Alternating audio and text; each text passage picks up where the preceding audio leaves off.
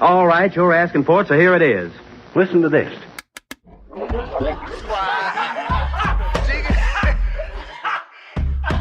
want you folks laughing at we partners pod, kid.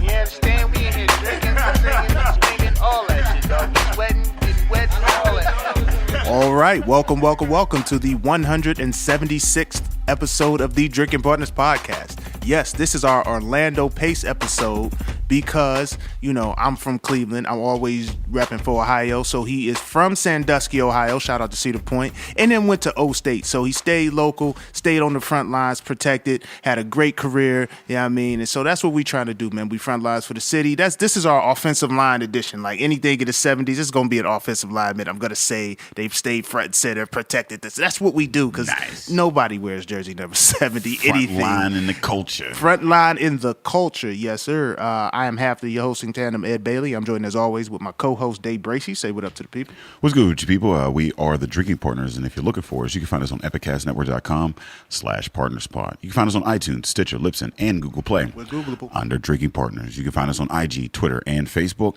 at PartnersPod. 176 episodes, man. We've been asking y'all, and we will continue to ask you, man. Please hop on iTunes. Rate and review, man. Even Facebook, man. You can go on the Facebook page, rate and review. That's how we know what we're doing well. That's how we let others know that we're doing well. And that's how we continue to do well. So please, hop on iTunes and Facebook. Rate and review. Hey, listen, you love us. You see us in public. You tell us that you love us. Now, at the click of a button, please tell the internet. Please tell the world. Scream it. You love Drinking Partners. And as always, in lieu of rates and review, we do accept shots of Hennessy. Shout out to Car Guy DJ and the Conways for setting the trend and for being super supportive, like most of our fan base. Yeah. OD supportive. Yeah, man. We try to show love back, so if you do leave us a review on iTunes, and we're going to have to open this up to Facebook too now. Yeah. I mean, we may read it on the podcast, much like this review titled Hilarious. And I don't know if I said that. You know, there's an exclamation point, so it's hilarious. Like, I don't know. Very intimidating, but hilarious anyway. You know, I don't see one exclamation point on anything anymore either. No. Like, you generally see at least multiple? 3. Yeah. No, it's just one. Oh, it's just one. So I don't even know how to read you that. You know what? I believe a hilarious with one exclamation they was dead ass? They were like, listen, okay. I don't use these often. All right, I ain't frivolous. You don't get the, you know what I mean? Like, it could have been a period. Yeah. I gave you an exclamation It's 3 point. minimum via text from me. Like, if I'm doing, but that's anyway. It's that's a random thing. It's titled Hilarious by Mandarin111. These guys are too much. That's 2 exclamation points. There's 2 exclamation points on the too much. I love intelligent humor. 1 exclamation point. So 1, I want to applaud you and thank you for calling us intelligent. Yeah. But 2, why'd I only get 1 exclamation point? These guys are too much got 2. But the intelligent only got 1. So please, Mandarin, if you out there, reach out to us. Yeah, I mean, I blame it on the brew. Blame it on the Damn, I ain't heard that in a while. I don't know what the playlist is going home. We should do that every episode, like, because we always singing on this shit. Well, I know I am. Now, identify the home ride playlist. I don't know, man. My ex may have cheated on me with Trey Songz, so I'm not 100% sure. Oh, that again, you really. I'm telling you, man. You like, really hurt. Hurt. Yeah, hurt. I mean, badge of honor. I don't know. However that goes. I mean, I don't know. She was Trey. She was Trey Smashable. I don't know. Ready. Songs. She was VIPable. I don't know. Okay, she was Vippable. We Googleable, but we not Vippable yet. So if we get Vippable, like, oh, then you can start a ruckus in the VIP, show up on the Shade Room on Instagram. Truth, you know what I mean?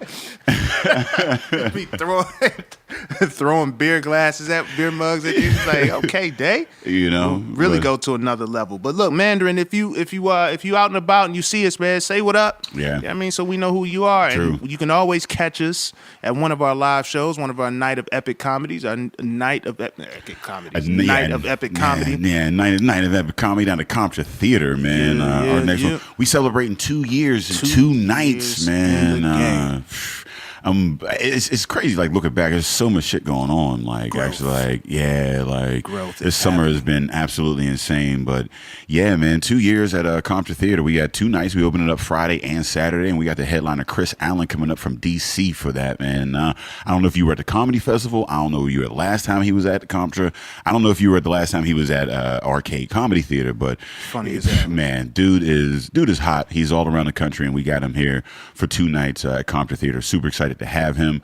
Mindful Brewing, as always, will be sponsoring. I mean, they bring enough to make sure that everybody's having a good time. Yeah, you'll be straight. You'll be straight. You know.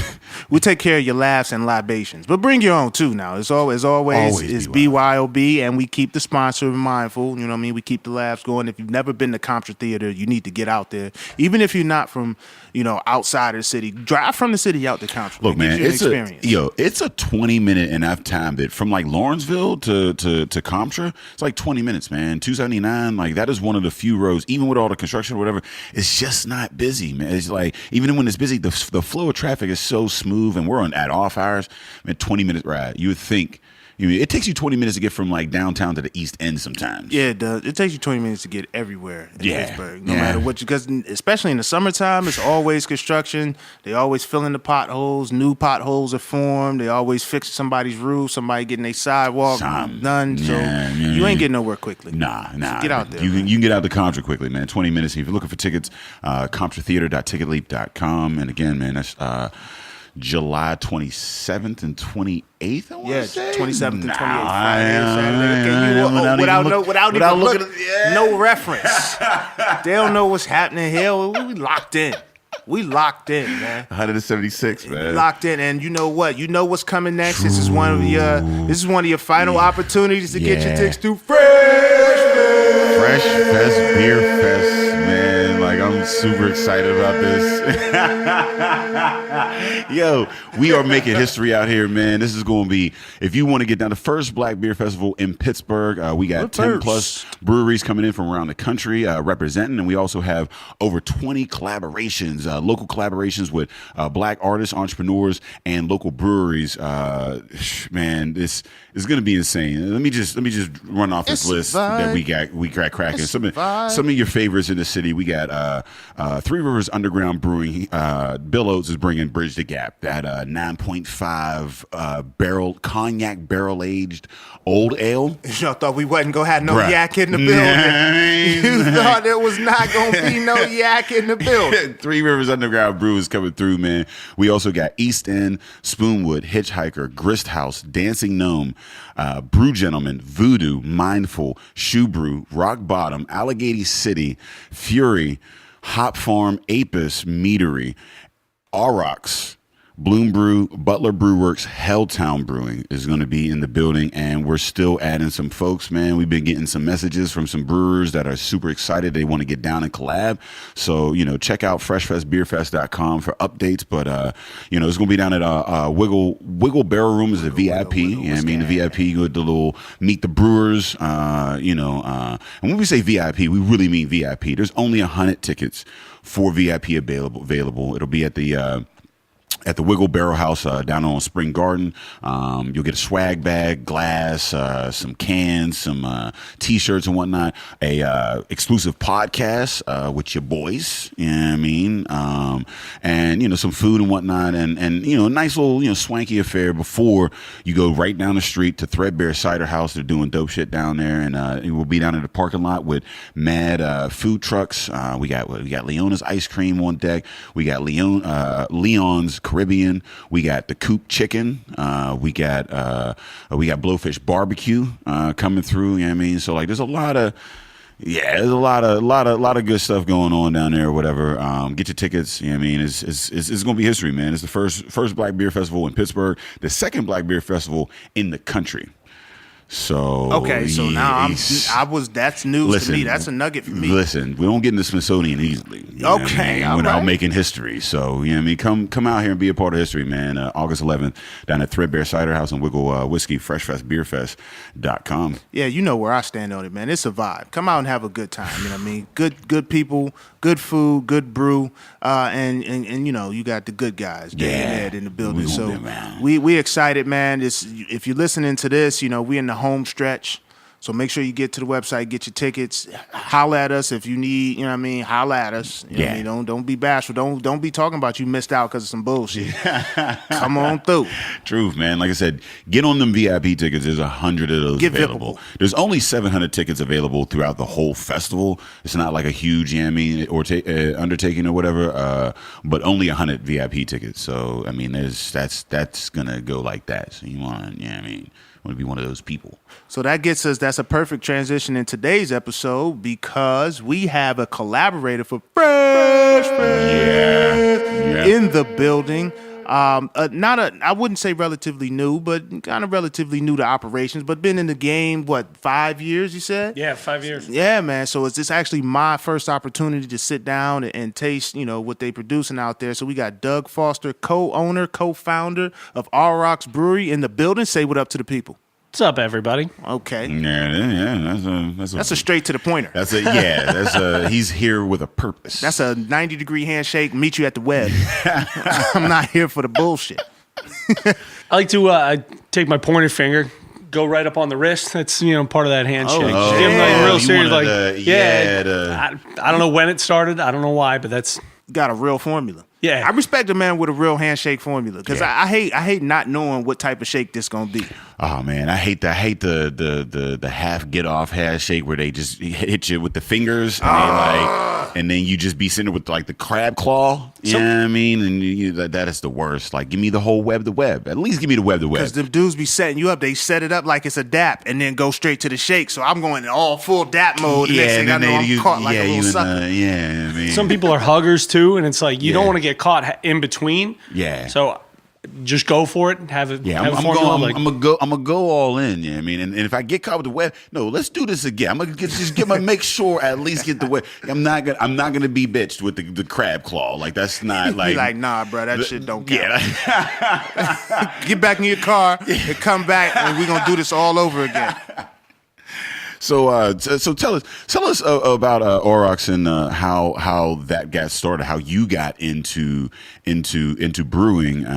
First, how you got into brewing, because from what I understand, like, I mean, you have was it celiac disease is what it's called? Yeah, I have celiac disease. I was diagnosed when I was 5. I'm 33 now. So as far as craft beer is concerned, my experience is about as old as the brewery. So it's been a pretty cool journey for us.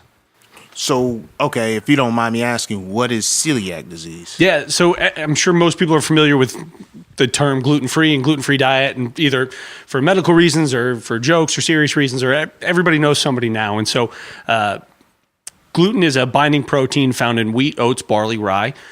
Barley being very important for everybody that's a beer drinker because it's the perfect grain for brewing beer. And if you are medically required to avoid gluten, obviously, barley-based beers are a problem, and that's most beers. That's almost every beer. Almost every beer you have from the dawn of time. So if you are trying to avoid gluten, you're basically avoiding beer. Yeah, exactly. I mean, that was the spark that ignited what we do and what we want to do. And I was diagnosed with celiac disease when I was 5, like I had mentioned. And celiac disease is an autoimmune disorder, and basically, my body can't break down and absorb that protein, and it causes all sorts of problems with your intestines, and it's very uncomfortable, causes lots of serious medical issues if untreated, different types of cancers and maybe diabetes and all sorts of different things. And so celiac disease is probably on the more serious end of why people choose to follow a gluten-free diet. There's a whole social element, and we always call it the Dr. Oz phenomenon that kind of came on in the last 5 to 10 years.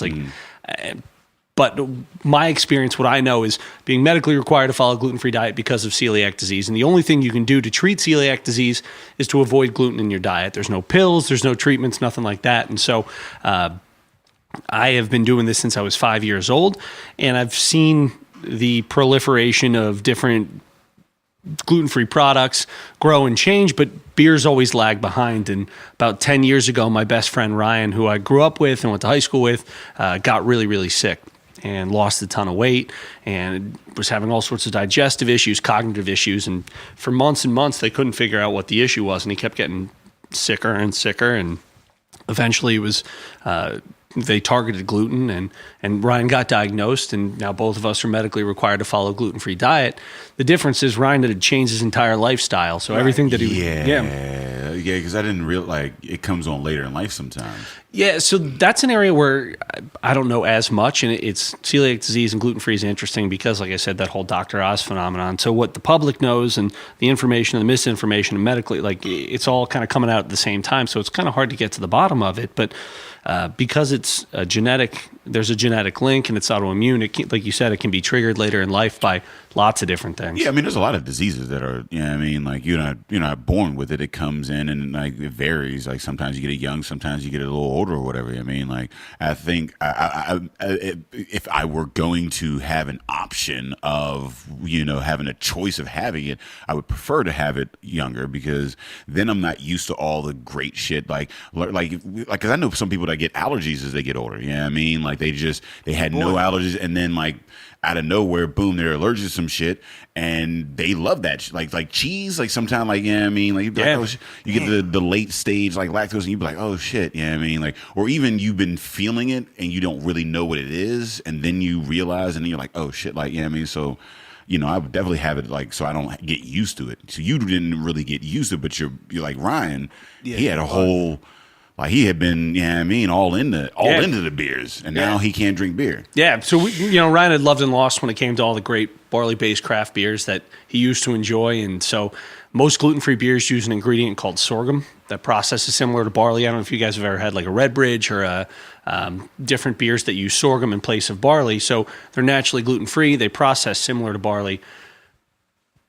They taste terrible, and so like there's an aftertaste, and there's an issue with using different ingredients to balance and blend with sorghum as your base grain. And so we hypothesized if we use better tasting naturally gluten-free ingredients like millet and quinoa, buckwheat, we could brew better tasting naturally gluten-free craft beer that ideally tastes just like other barley-based beers. And so that's something that we've been after since 2012. So outside of just using different ingredients, obviously, how is your process different with making gluten-free beer? Or is it different? No, that's a great question. So like there are parts of the brewing process, and this is where I start to get over my head because I'm science, math, not my strong suit. But thankfully, we got a lot of great people that work at the brewery that are experienced brewers. And so like most people out there, I started homebrewing, and that's how I learned about the process in general. And just like with homebrewing, it starts with the ingredients. And so the first time I ever brewed, I went to the homebrew store and bought sorghum syrup, just like you'd buy a barley syrup to homebrew a beer. Our process at Aurochs Brewing Company starts with the grains. So everything we use is sourced 100% naturally gluten-free. The supply chain didn't exist when we first got started, so we were home malting all of our ingredients. You're not having a chain or whatever. Like when you're doing something different and not having that, like no blueprint at all. Yeah, no blueprint. I'm just out here. Yeah, he's just pulling in like resources. You tell him, folks, like, yo, can I get some of that off you? To be like, who are you? Why? Like, like, yeah, that's got to be like, no, I'm gonna brew this. I'm not gonna make this I'm not making quinoa patties. Like, like I'm brewing this. Yeah, like, we're making quinoa beer, and it you make a lot of mistakes, and you just hope that you never do something that ends up being the fatal mistake that kind of ruins the whole, not just the whole batch, but the whole experiment, the whole brewery. And so we've been very fortunate that as we got bigger, there was we started to network and connect with different people that were interested in what we're doing. It's a pretty tight fraternity. There's only a handful of breweries in the world doing this, and thankfully, there's a malting company out of Fort Collins, Colorado, called Grouse Malting that makes 100% naturally gluten-free malts. Millet, quinoa, a handful of other things. And so the main difference is that, we source these ingredients and they're 100% naturally gluten-free. There's a bunch of different roasts. We send them out for extensive testing. And then there's some differences in the mashing process. The extraction of the sugars is a little more difficult. Some of the proteins you need, the quinoa helps with that. But it's from talking to barley-based brewers, the most similar comparison I can make is maybe like trying to brew a Roggen or something with a lot of wheat. So you're using a lot of rice hulls. There's a risk of a stuck mash, and there's a lot more what would be considered with barley beer like adjunct that's being used that's imparting flavor and character to the beer, but you still need that millet, you still need that quinoa to break down and give you that sugar so that you can actually have the alcohol, which is what attracts everybody to the beer in the first place. Well, you gotta have the alcohol. Yeah. You gotta have an ABV on there. Yeah. Gotta have that. Yeah, like my stepdad he doesn't drink, but he drinks like non-alcoholic beer. I don't trust him. And that's what I'm like, I don't trust I just came from Beers to the Berg. It was funny because like they live in Rankin right above like the Cary Furnace or whatever, right on Braddock Ave. And like, I came by, I was visiting him, and I'm talking about it. He's like, "Oh, I got some beer in the fridge." Yeah. No, you don't. And he came back, and he always like, I don't really get into alcohol, but it's some non-alcoholic, but you might be able to enjoy it. And I didn't the situation. You don't want to be disrespectful, like, and just and just throw it out the window, like, fuck this. Like, you're like, Mom, I'm only drinking this because of you. You know that, right? So like, I just took a couple of sips, but like, I don't know. I guess. I never understood non-alcoholic beer. He just like, tipped you. You know that, right? He just tipped you like a motherfucker. Like, I'm just glad I was after a beer festival. I didn't really need the beer. I would have been mad as hell. Like, you want a beer? And then you offered me some. It would have that might have been a rift in the family. That's almost like drunk eating. Like once you've already, you don't need to eat. You're just eating to eat. Yeah, I had a couple of sips. I low key poured the rest out in the sink. Ain't no low key. I poured it out right there in front of you. Like if you want to be accepted in this family, you gotta sit that man down and be like, look, bro, don't offer beer unless it's real beer. Yeah, like offer me a drink. It's like, I love the flavor of beer, I love the flavor profiles of beer or whatever, but we also like enjoy it as an acquired taste, and it's acquired taste because you get fucked up. You get like you feel good afterwards. Yeah, like same thing with wine. Like wine, like I couldn't imagine non-alcoholic wine. Like grape juice, yeah, but like if you had the flavor of wine but didn't have any alcohol in it, would you drink that shit? Like what hell no. Yeah, exactly. Like like there's very few alcohols like that. That's why I don't drink cranberry juice. It's so like, dry. I would I can't stand cranberry. I can do like a cran, like grape or something like because with the grape mix. takes away the dryness. Exactly. Yeah, like it's just cran filler. Like it's basically grape juice with a little cran filler in that shit. But like you ain't get none of that. So are you all with it being gluten free? And I know there's all this craze in craft with like different flavors and things like that. Like, are you limited to any degree with that, or with it being new and not having a blueprint, are you now like trying to push that envelope where some people haven't even approached that yet?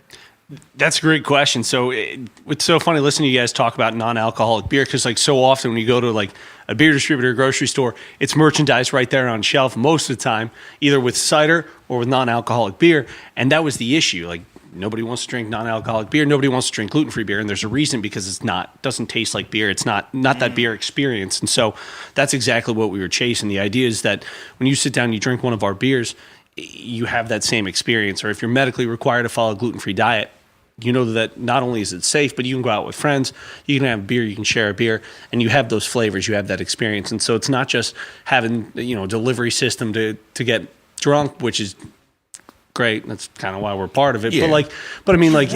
But once you evolve, you want to be able to enjoy like the flavors of it while doing so. Yeah, I think in the craft world, we're a little past just drinking to get drunk. Yeah. We also have expectations. There's a barrier to entry now. Like with local craft, and in general, you see the growth of local craft, and there's all these breweries opening up. And they're doing awesome things, but the barrier to entry is quality, and that's also the expectation now with gluten-free beer, where years ago that wasn't necessarily the case. And to do that, you're selecting ingredients that are not only gluten-free but taste good. And so that malting company we talked about, they're able to provide about 15 different roasts of naturally gluten-free malt, and they're evolving all the time and adding different roasts. And so with those different roasts, we can brew darker beers and maltier beers, and there's crystal malt and there's darker malts for stouts. And so there are certain styles that are still more difficult to duplicate, but that's changing, and there's a lot of different things we can do. I don't know if I'm drinking crystal malt. That's too close. I'm not drinking. Well, I mean, we had malt. candy malt. Yeah, but is it crystal it ain't malt? Crystal, yeah, I mean, I don't want to tell my employer I just got fucked up off some crystal malt. Like, but like, so, well, tell us about this blonde ale we're drinking out, because like my biggest thing.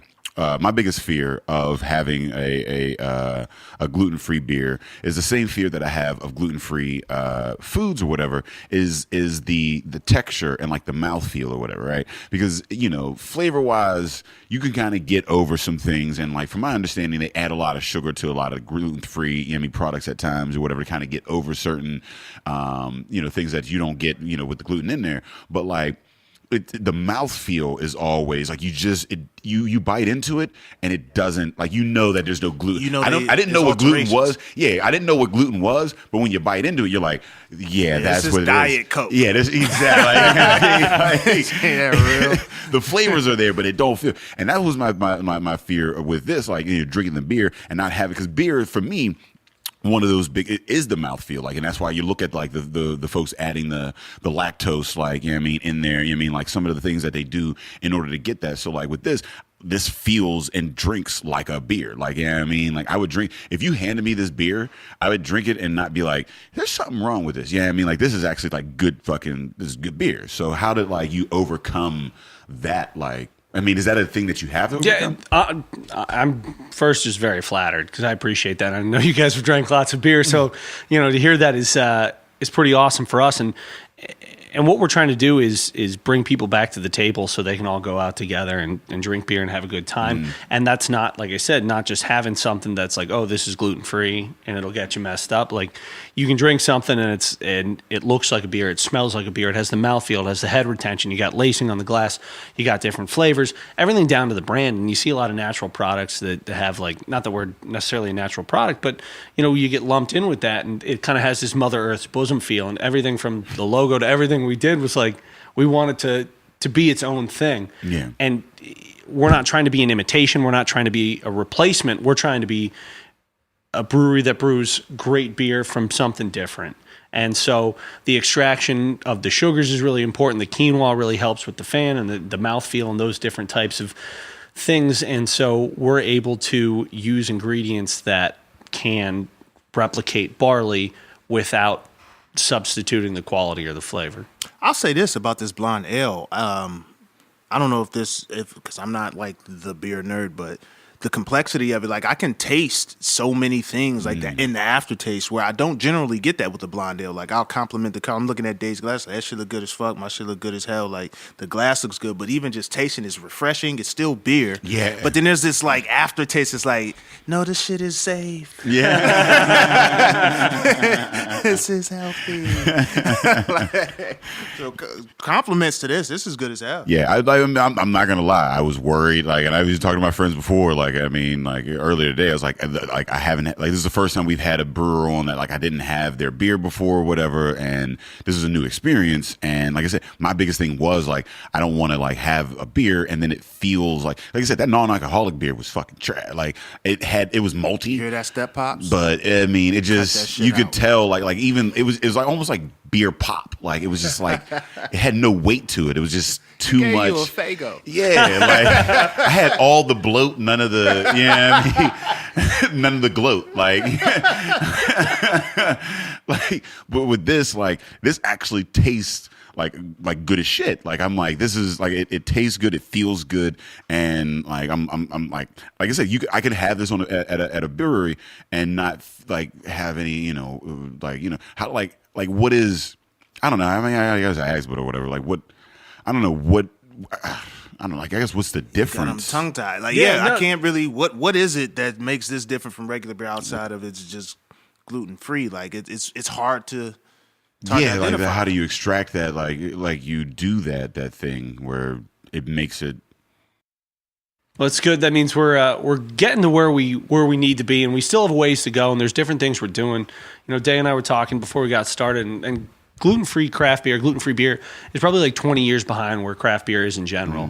And like, craft beer has blazed that trail, and there was your Sierra Nevadas and your Dogfish Heads and all these companies that did these great things. Yeah. That's what I was getting, some of that orange peel in there. It's coriander, orange peel, This is like a little bit of sweet orange peel, some tart orange peel. Yeah, no, that's good shit. But yeah, it's we're still trying to catch up as with gluten-free craft beer. You're trying to catch up where regular beer is, and so there's certain styles that we can't necessarily brew, or that we're becoming more efficient with, and just making a lot of progress with picking better grains, picking better ingredients, and brewing better beer. What's your white whale in the gluten-free? Yeah, I mean, like what is like a beer style like that you are like, we're not here yet, but like this is like, you'll feel like we're moving towards something like, yeah, I mean, where we'll like feel like we've conquered. Yeah. You know what I mean? There is a really dank and hoppy, like high IBU beer. So everything we brew is real sessionable. It's 4.5%, 6.5%. And recently our brewers have done an amazing job of upping the extraction. So we're starting to be able to brew higher ABV beers. And we have to be careful, because it's like, man, you can just keep throwing grain and throwing malt in the mash tun. But what we use, the raw materials are just so much more expensive because they're harder to find. It's specialty.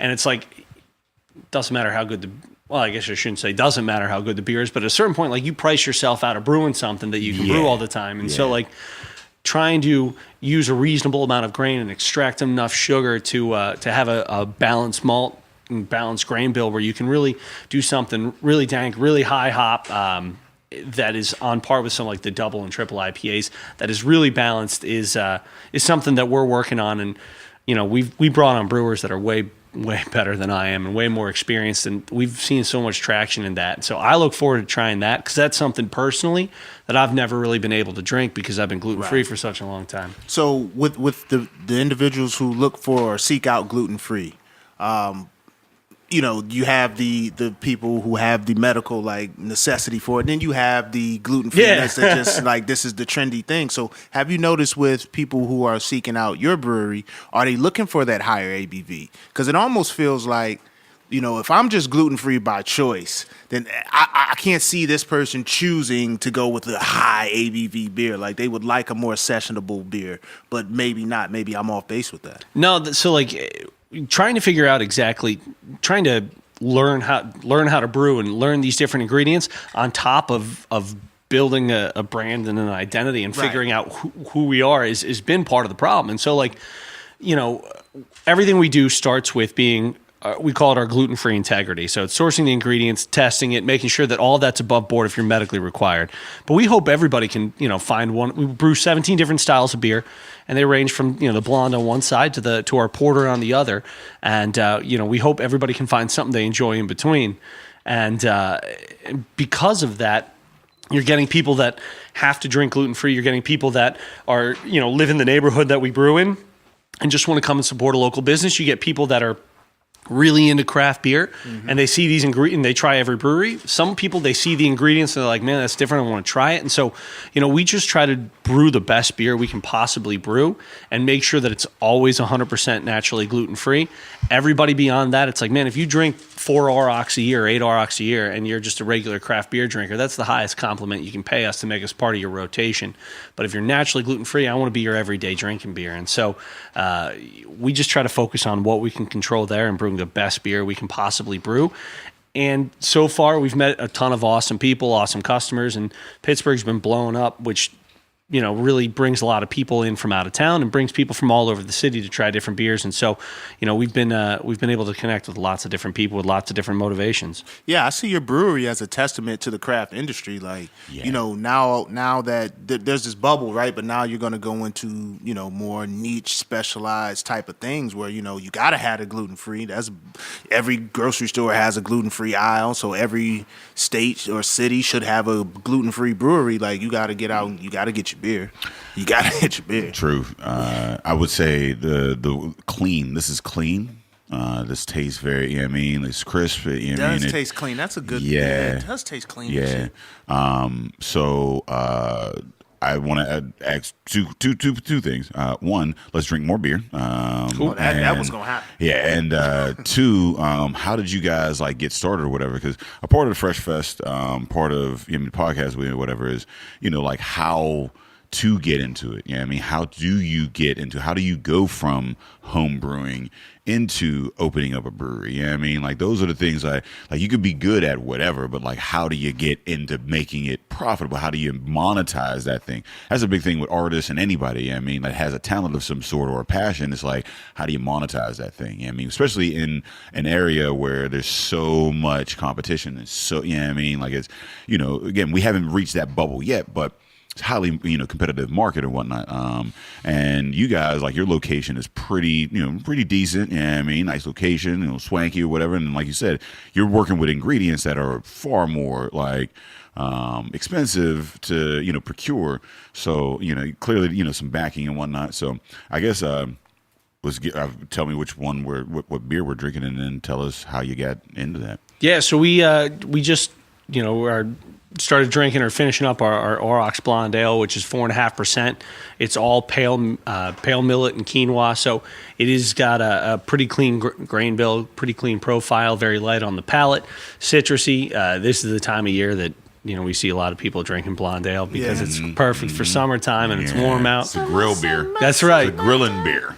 I always akin beer to cutting the grass. I don't know why. It's a I'd have Quino. that after cutting the grass. It's one of those things. It's like you don't mind doing, but you don't love doing it. And if you're doing it while drinking, it makes it a lot better. Ain't that the truth? I just remember that I don't even remember that NFL commercial or whatever, the Budweiser or whatever, and he was like, you had the quinoa patty. He was like, is it Quino? Like Quino? Quino? Like, but now I'm like imagining him like looking at this beer, like grilling, like, is it Quino? Like but it's a great grilling beer. I mean, lawnmower beer, as we always say. It's a summery, type thing. What is the next thing? So next we'll drink the Session IPA. So the Blonde and the Session IPA are the two beers that we put in bottles.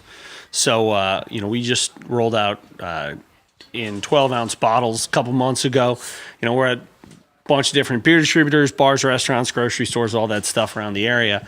And we started with these two. Wait, you're already in the grocery stores and whatnot? We're working. So like we just rolled out. We're at a couple of Whole Foods and about. Well, you could naturally. Yeah, you wasn't gonna be in Aldi's. That's a swanky account. Well, I mean, y'all got a product that if they could get their hands on it, and that's something that they can offer, especially their consumer base. Yeah. You know what I mean? Yeah, I mean, you got to go where the people that are doing what you're doing are shopping, and like, you mentioned the brewery location. We're like 10 minutes from everywhere. 10 minutes from downtown, North Hills, South Hills, airport. Way out west, and the dog park or what it was. We're right next to the dog stop. Yeah, I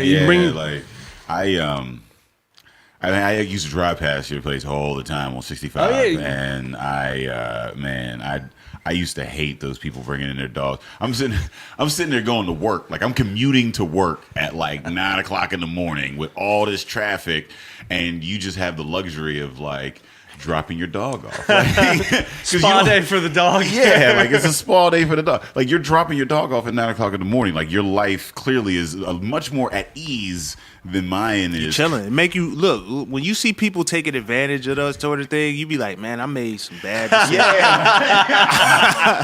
I made some bad decisions. I'm over here trying to like dip and dive through traffic so I can get to work on time, and you over here just leisurely. You in pajamas? Yeah. It's you in the car like, yo, it's 7:45, nigga. You still got on pajamas? Where you gotta be? Pajamas and sandals in public, like Those are the going out pajamas too. Those are like the pajamas, like you didn't sleep in the pajamas. You moved to another very comfortable cotton. This is bullshit. True. So that is a dope spot. But yeah, so it's we're very happy there. We get people from all over the place, but we started rolling out in grocery stores because there are people that are looking for certain types of food. Obviously, you want to be at the grocery store. It's awesome that Pennsylvania's starting to evolve, and you can get beer all over the place. And so, we put what we do is a little bit atypical to some of the other breweries, and there's just kick-ass tasting rooms and tap rooms all over the city. We can do cool stuff. Grist House, be outside. Like if I could spend every day on that patio, I probably would. But like, what we need to do is like I said, we hope everybody can find a beer that they enjoy, that we brew and drink it. But there's a certain percentage of the population who's medically required to follow a gluten-free diet. And we opened our doors to the public in fall of 2016. Over the last year and a half, we've realized we can convert a lot of barley-based beer drinkers to make us part of their drinking experience. And so that's awesome.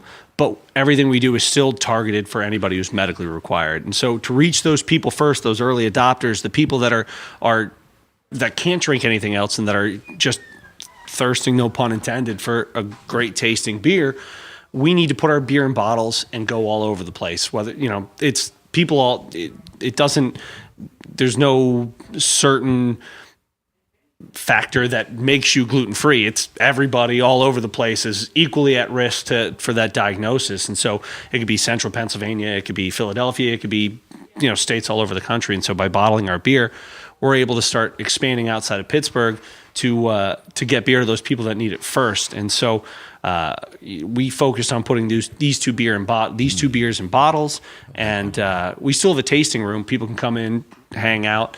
But actually, at the beginning of this year, we focused more on package production and stopped doing pints on premise. And we hope to bring that back sometime like August, September. And once we take care of our business with this, we can get people the beer they need, then we can, reopen the tasting room and have people come in and do that. Finish what's on your plate. Yeah. Yeah, it's a good problem to have. I mean, and at least you're thoughtful enough to know, instead of bringing on too much that you can handle, and knowing and identifying your audience is crucial. Especially for this. I mean, with a more niche type thing. Yeah. I mean, I think in artists in artistry and business and in general, understanding your audience, and it's tough. In comedy, we we call it finding our voice. Yeah, I mean, and that's really just trying to find out, one, who you are and what you're good at, but then finding out who who vibes with that. You see what I'm saying? And if you try to appeal to too many people, then you appeal to nobody. You see what I'm saying? Then you're just mass. He's doing so yeah. So that is super important to know. First and foremost, this is our audience. This is who we're doing this for. We'll get to you guys. Yeah, we would love to you guys, but this is a need. This is a void that you're filling. Yeah, and I feel that everybody else has that doesn't have gluten-free thing. You guys do your thing and cool. You can come in, but listen, there's a whole lot of people like you say, with your partner that his life changed. He was loving beer. I couldn't imagine, if you told me right now, if tomorrow I started getting sick and I'm like, oh shit, I can't have beer no more. Man, that would wreck me. I got a job for you if that's the case. That would wreck me. But again, but having that there, now that this is there, it would be all right, cool. I could still. And again, I genuinely feel this session IPA is dope. It's flavorful. It's got the little hops in there and whatever. It's still. I don't know if it's the lack of gluten, but when I say it feels clean. You almost feel the flavors are, I guess, more pure. Prevalent. Yeah, it's pure. It's you rub it on your gums and your teeth go numb. It's just pure. Yeah. Yeah, it hasn't been stepped on with baby aspirin. Yeah. But yeah, it's the idea was that we wanted to use grains that provided the essential malt flavors that we had, and then let if the hops are supposed to show through, let the hops show through. If if it's orange peel, if it's malt, if it's a certain strain of yeast, then let that be featured just like a regular beer. And so, we're still there's two things that we've done right, and we've made a million stupid mistakes. And it's that's success. That's all you have to do. If you do two things right, well, the one you did two things right. True. You got two avenues, two whole things. Well, the first thing we did was like you said, it's we've never lost sight of who we're brewing for and what we're doing. And we've made a bunch of stupid mistakes, but the one other thing we've done well is we've hired exceptionally well. And we got people that believe in the vision, whether they're gluten-free or not, people that show up, that work their ass off, that are into what's going on, that care about each other, that care about the customers, that care about the beer. And that has made up for all the other mistakes we've made. So as a business owner, how important is that, do you feel? Because what I've learned, in my other walk of life, and then with this, I've learned that now, with more business being smaller, localized business, younger people kind of opening the business and things like that. Like, there's been a focus on creating a team that's into the product, totally into the product. And there's a totally different experience when you go into a place and everybody in that place is bought into the product. You know what I mean? Like, you go to McDonald's, they just selling you the shit on the menu. And you could tell they just selling you the shit on the menu. But you go to your local restaurant where they like feeding people, like for example, shout out to Pamela's here in Pittsburgh. It's a big thing in Pittsburgh. Like, if you talk to a Pamela's employee, you talking about the motherfucker who's busting your table to the person washing dishes in the back. They're bought into Pamela's. Yeah. And they invest in their employees. Yeah. You know what I mean? They like really invest in them, and like you see them promoting from within. And I've seen a lot of that in the craft industry where, I might get a job where I'm just waiting a table here, but I'm with a company that's like, they're promoting me. Like, they're like, yo, we want you to come aboard. We want you to be an ambassador of this product. Like, how do you build that culture from within? That's a good question. A lot of it is the people that you bring in, and we just try really hard to identify people that are talented and that have passion and that want to be a part of what you're doing. And I'd much rather go out and find somebody that might not have the experience in a certain area, but has all of the intangibles and all the skill set, and train them up and get them in there. Because like, I identify, like, I'm not the person that had all that experience, and I don't have all the skills. Don't you but like, hate it when a motherfucker be like, yo, I need you to have experience? And Yeah. Like, where do you get How am I gonna get experience? experience? Yeah. Like, I mean, look at my skills, look at where I've been at, and like, see if I have the things that, like, I mean, that's the part of, internships or anything like that. It's like, you should be giving these things. You should be finding people that are malleable and then trying to, just trying to like mold them into, like, as opposed to like somebody that's already ready made to plug in. Like, And ready-made is difficult when you come to a business, because all we're going to do is teach you our culture anyway. Yeah. Like, if you've been over here at X company and you learn their way of things, all right, you might know the industry, but we do shit different here. And you see it, like, I've seen it in walks of life and in business where, like, somebody is really good at this specific thing, and then they have issues with their particular organization because they do shit different. And all they talk about is what they're used to in the past. Like, why the fuck you leave that company then? Like, if you love it like that, then you should have stayed. yeah. you guys talk, like, whether it's production company, putting on events, comedy, whatever you're doing, like, that's your life. And you are asking the people that come on that journey with you to walk through fire and do shit that's hard and go above and beyond, and you're going to compensate them the best you can, but it might not always be the best that's available, and you have to find a special type of person that can carry the ball and run with you all the way to the end zone. And that's something that we think we've been able to do pretty well so far, and we think that's something people can identify with. And as much as we love the beer, we love the people the same way. And I think the people that drink the beer or come to the tasting room and interact with us in general know that, like, what you see is what you get. We're transparent about everything we do, and hopefully it's something you like.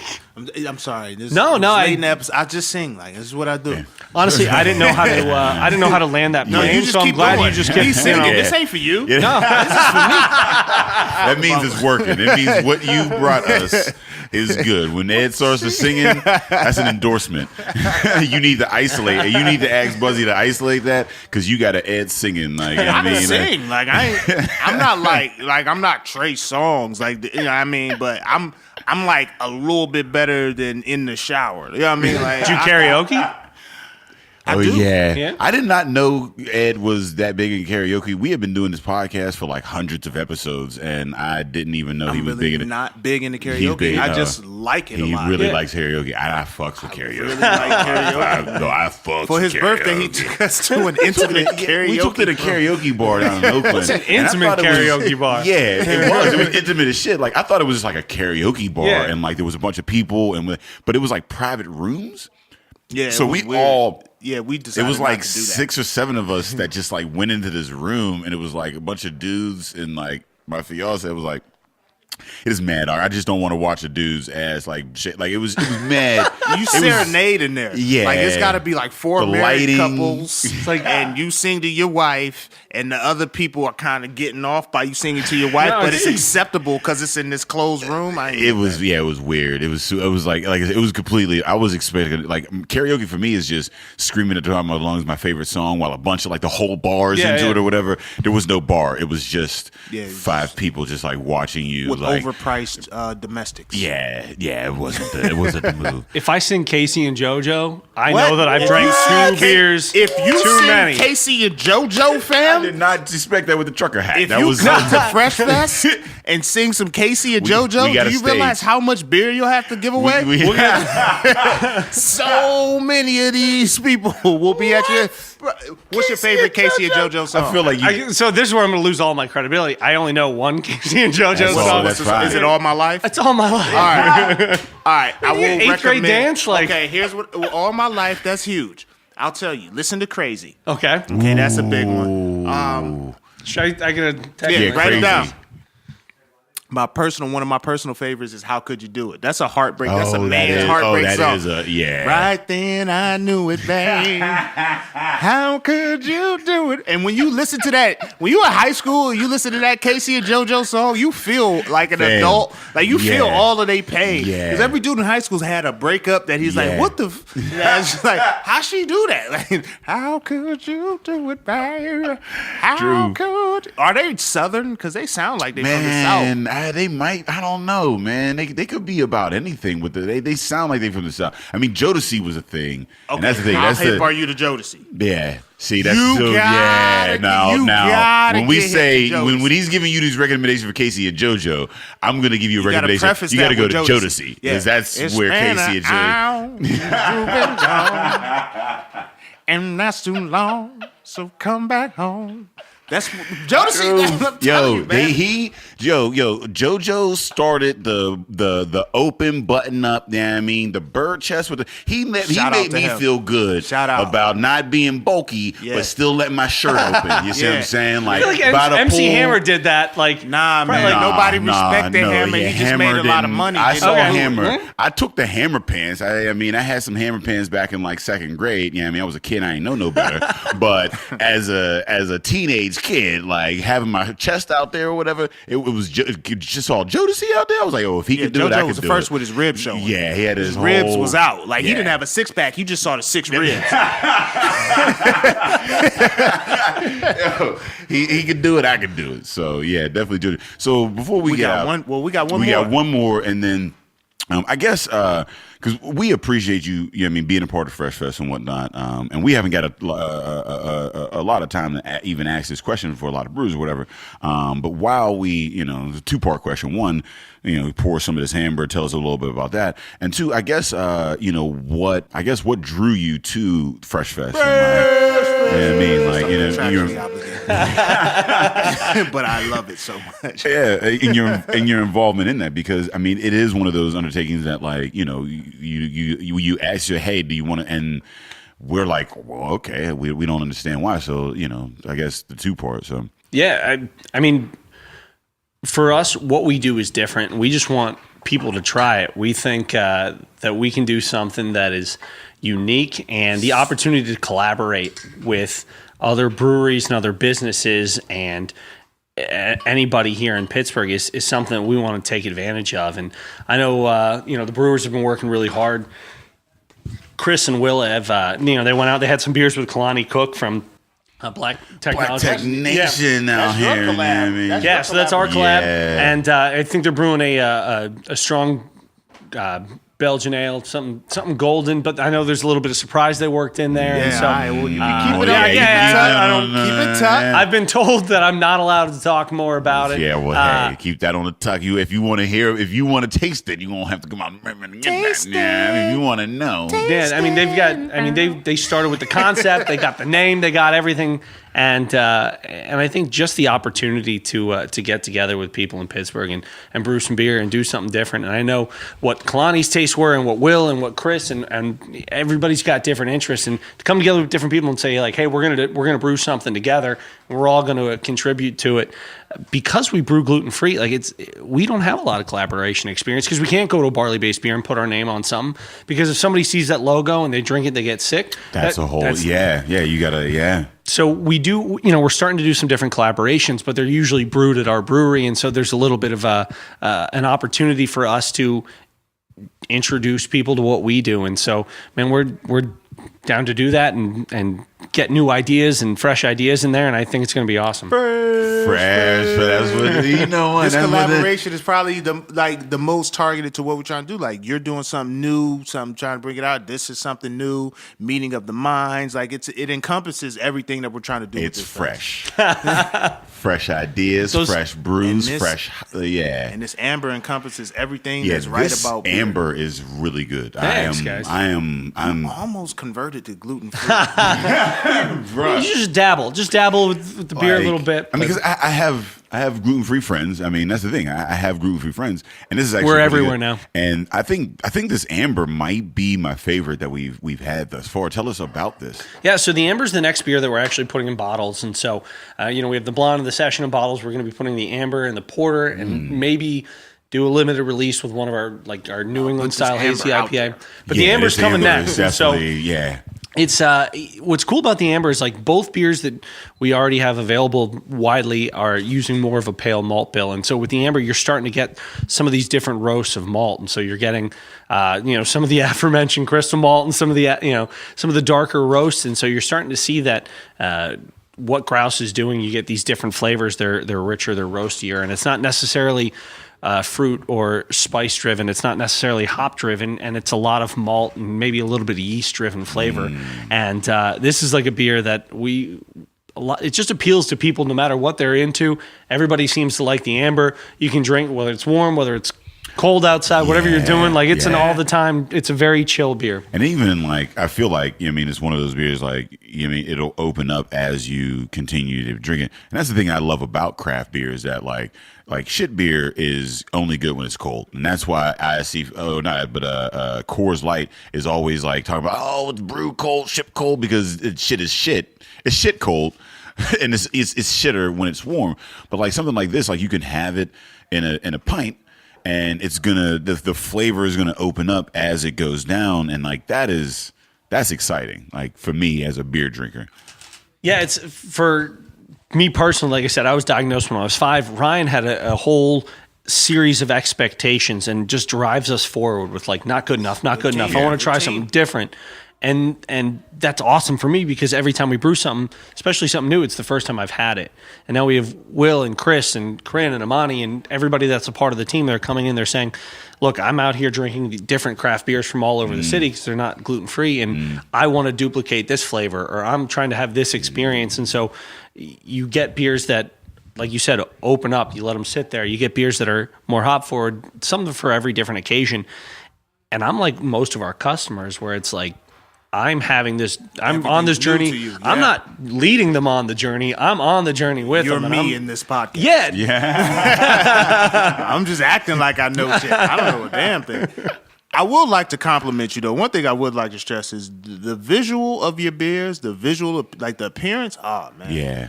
That's top notch. Like, very beautiful. Like, and then, like, this amber, this shit, it's almost yakkish. It's almost yakkish and like it's so flavorful. Like these glasses help. I mean, I do drinking out of these. It's just the optical. It's like the barbershop glass. Yeah, they're like the barbershop mirror where every haircut looks fresh in the barbershop. Yeah. What is this? Isn't a snifter, but what do they call this? I always refer to it as like the bulb glass. The bulb, the bulb. I mean, anytime I have a bulb glass, I feel like you want to just like swish it around, like you feel like a Bond character whenever you're drinking it. You know I feel like I look smarter than I am anytime I'm holding That's how I feel when I drink coffee. I feel more important. When you get the coffee and you got that little like cardboard little the cardboard dip on it, and you got the white top. It was the white, and you just lean back across your legs. Yeah, man, I'm making business that deals. optic. In that. That shit, you can't tell me nothing. shit when I got the cardboard. Especially if it's not a Starbucks dip, because it's like, oh, I know something about coffee that you don't know. I thought it was just me. I'm happy that y'all on board. I thought it was just me. I don't even drink coffee all like that, but like, man, when my shit be, it'd be like a fucking. It'd be some shit from Starbucks probably that'd be like not coffee based. Yeah. I know I ain't supposed to drink Starbucks, but like I gotta close deals. True. Shit, we be out of Sunoco. Fuck it, like we on the way. That's a serious ass coffee drinker. You got a Sunoco yeah, cup. Sunoco, yo, man. Fuck, Kat loves. Yo, she swears by that shit, man. Oh, she said she drinks Starbucks. She drinks all the shit. She's new into it, but like, yo, she'll tell you that Sunoco. She swears by it, man. 24 ounces. So I mean, but it ain't as fancy as this motherfucker. Yeah, this. I mean, the colors like this shit. Just with the light hits your shit, like damn. Yeah, I mean, I'm excited for Fresh Fest, man. Like this is us bringing we're bridging that gap. Like, I mean, with the black community, hip hop and craft beer, whatever. Like we got with the music cracking. We had Morris Jackson. Shout out to Morris Jackson, man. He dropped his album. Such a good album, man. That album, yo, it's such a summer smoothie, groovy kind of. Yeah, this is the shit that we've been on. Yeah, man. Like the whole thing is smooth throughout. Like, so he's headlining that. We got Clara Kent. She's a band out there. She's more of the R&B smooth. You know what I mean, we got Byron Nash, bluesy rock, and we got Solar Burn metal. You know what I mean, a metal like band. Whole palette, like an eclectic palette. Like you gotta open your shit. Like one thing that this podcast has done in partnering with Day that I've always appreciated is always forced me to open my mind and shit like that. You don't look at. I'm from East Cleveland. You know what I mean? Like it's rap and R&B. You know what I mean? Like that's it. I'm from Braddock. It's just the same thing. It was not. There was no other genre of music that was acceptable. Like one friend, I had one friend who liked Prince, and he got away with it. Real shit, because he was in the band, so he played a lot of instruments. So we let the Prince shit slide. We was like, all right, that's cool. But we always be like, this shit is like Prince more than Mike.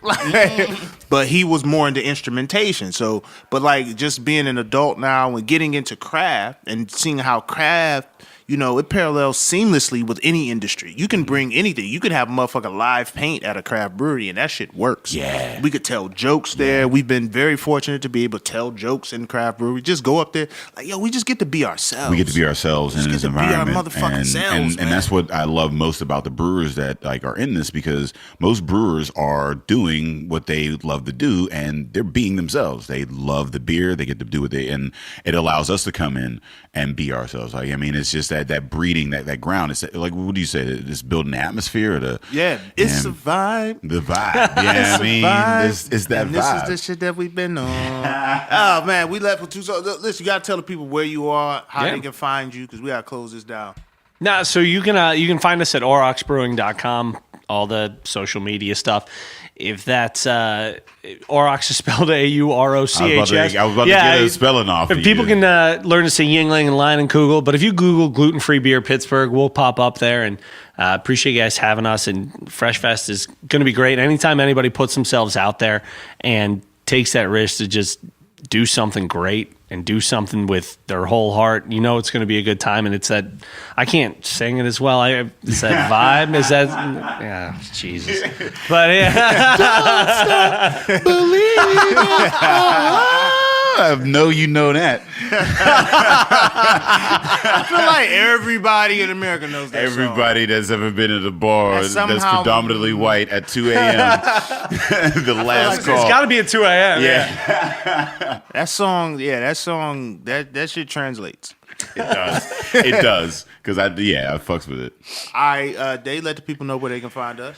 Man, if you're looking for us, you can find us on epicastnetwork.com/partnerspod. You can find us on iTunes, Stitcher, Libsyn, and Google Play under Drinking Partners. Googleable. And you can find us on IG, Twitter, and Facebook at PartnerSpod. Man, look, you can also find us at Comptra Theater 27th and 28th of July at ComtraTheater.ticketleap.com. And you can find us at Fresh Fest August 11th with Aurochs Brewing and Black Tech Nation and their collaboration. Best collaboration wins a Wiggle Barrel. Wiggle whiskey. FreshFestBeerFest.com, August 11th, man. Yeah, we want to thank Doug for coming out. True. You know, Doug was my favorite cartoon character. We didn't get into that, but yo, shout out to y'all, man. What y'all doing with the gluten free and just keeping up the quality. Like sitting here tasting first and it, foremost, like the quality is there, man. The shit tastes good. The shit tastes good, tastes clean, tastes real. So we want to shout out to what y'all doing, man. Look out for them at the Fresh Fest, and as always, Drinking Partners is the crew. Epicast is the family. Yeah.